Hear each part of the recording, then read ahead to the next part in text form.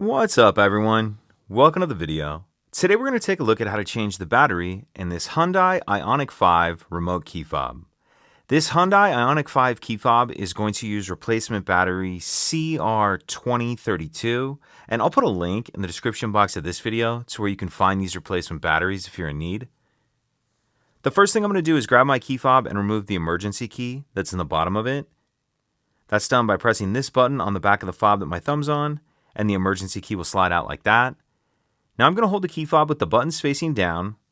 If we take a look at the bottom of it, this is the notch right here, or the slot right here that this key just slid out of. What I'm going to do is take my key and put just the very end of it in that notch, maybe about that far. Then I'm going to pry up like this, and it's going to pop this back cover up. So take my key, put it in that slot, but I'm going to put just the very end of it in there like that. And then pry up, and as you can see, it's popping this back cover up.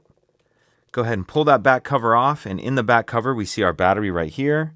And I'll use my key just to carefully get under the edge of the battery, get it out of that little holder. Then I'll grab my new replacement battery, and you want to make sure that you're installing your new battery with the plus side down, positive side down. Snap it down into that battery holder. Then we can snap the two halves of the remote back together. Slide the emergency key back in. And that's it. If you could take a second to like and subscribe, it helps us out, and I'd appreciate it. Thank you.